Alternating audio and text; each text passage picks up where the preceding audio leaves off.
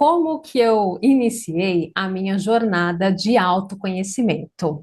Como já me fizeram esta pergunta algumas vezes, eu decidi gravar esse vídeo para compartilhar um pouco do meu processo. Em 2016, eu me separei do André. Sim, o André, que hoje é meu marido novamente. Nós ficamos separados por 3 anos e meio. E depois nós decidimos voltar, mas isso é assunto para um outro vídeo.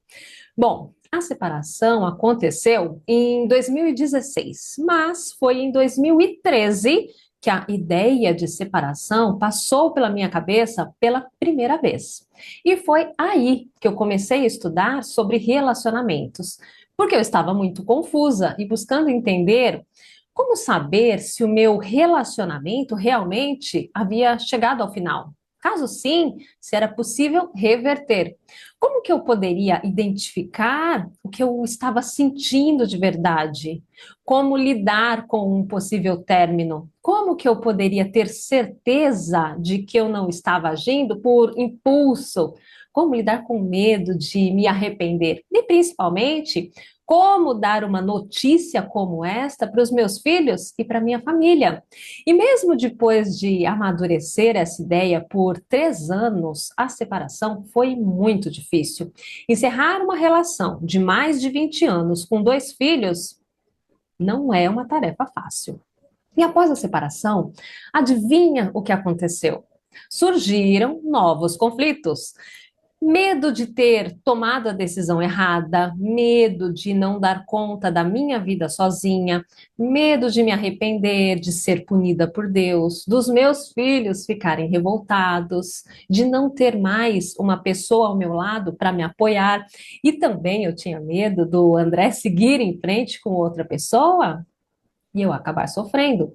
Com isso, eu continuei estudando e acabei me apaixonando pelo tema relacionamentos. Para minha surpresa, algumas pessoas próximas começaram a me procurar para conversar sobre os conflitos que estavam enfrentando em seus relacionamentos. E eu me sentia feliz por poder contribuir de alguma forma com a minha experiência. Até que um dia, numa mentoria sobre relacionamentos, o mentor perguntou como que estava a nossa vida profissional. Ele perguntou se quem estava na CLT tinha um plano B caso fosse desligado da empresa.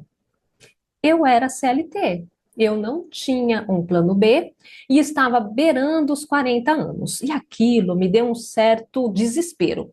E foi aí que eu comecei a pensar o que eu poderia fazer, qual poderia ser o meu plano B. Eu pensei em várias possibilidades. Importar produtos da China, vender cosméticos, vender bolo, ensinar sobre vendas, afinal, eu tinha anos de experiência na área comercial. Mas nada daquilo parecia fazer muito sentido para mim. Então, eu comecei a estudar sobre propósito. E em um dos muitos vídeos que eu assisti, eu ouvi a seguinte frase: às vezes, o nosso propósito nasce do nosso maior desafio. E um dos maiores desafios que eu já tinha vivido até então era a minha separação. E eu pensei, bom, talvez eu possa ajudar outras pessoas que estejam passando por esse tipo de conflito. Mas, como uma boa perfeccionista, imediatamente eu pensei que apenas a minha experiência não seria suficiente para ajudar outras pessoas. Eu precisava de um método, um modelo mais estruturado. E foi a partir disso que eu fiz a minha primeira formação em coaching. Depois, eu fiz uma segunda formação em coaching, estudei psicanálise, inteligência emocional, mas a minha ficha começou a cair a partir de uma especialização em inteligência positiva. Nessa especialização, eu comecei a me aprofundar no tema da autossabotagem e nos padrões de comportamento humano. Eu aprendi que todos nós temos um crítico interno, mas também temos um sábio, que é muito mais poderoso. Nós só precisamos aprender a acessá-lo. A inteligência positiva me trouxe muita clareza sobre os motivos do meu casamento ter chegado ao final. E eu me lembro que na época que eu estava fazendo a especialização, eu ficava pensando que se eu tivesse tido acesso àquele conhecimento antes, talvez eu não teria nem passado por um divórcio. O fato é que, a partir da inteligência positiva, uma chave virou dentro de mim. Eu comecei a entender que nós agimos de acordo com as nossas programações mentais. E que para criar uma realidade diferente, nós precisamos nos tornar conscientes dessas programações e alinhar pensamentos, sentimentos e ações aos objetivos que nós desejamos alcançar. E naquela época, além das questões do divórcio, eu também vim enfrentando dificuldades financeiras há algum tempo, mesmo trabalhando em grandes empresas.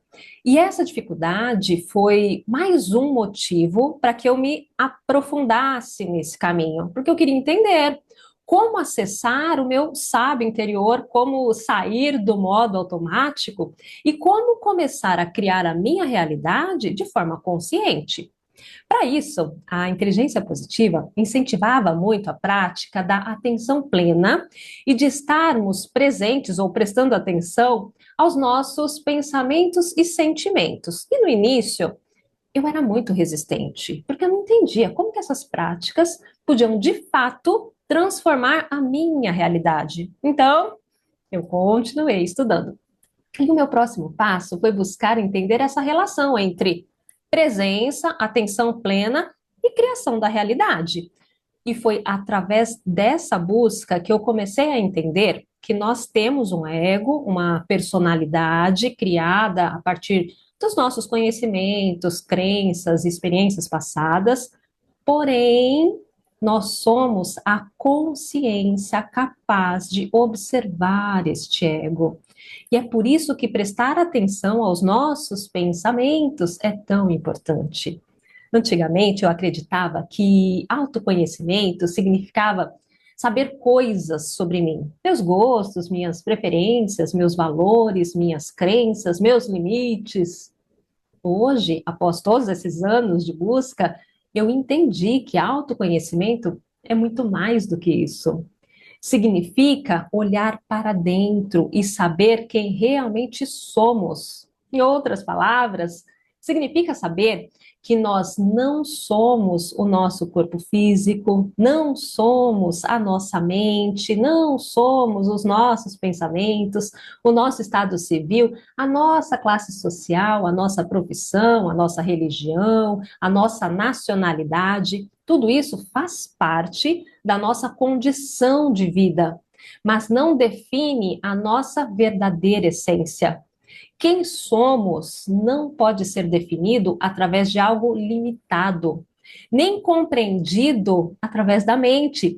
E é por isso que esta jornada de autoconhecimento costuma ser tão desafiadora, porque nós tentamos racionalizar tudo, entender tudo, mas a mente não reconhece a existência do ser, da nossa verdadeira essência. O ser não pode ser entendido, só pode ser experimentado através do silêncio, do estado de presença, da prática da gratidão, da aceitação, do não julgamento, da contemplação da natureza, da expansão da consciência. E é essa que tem sido a minha jornada.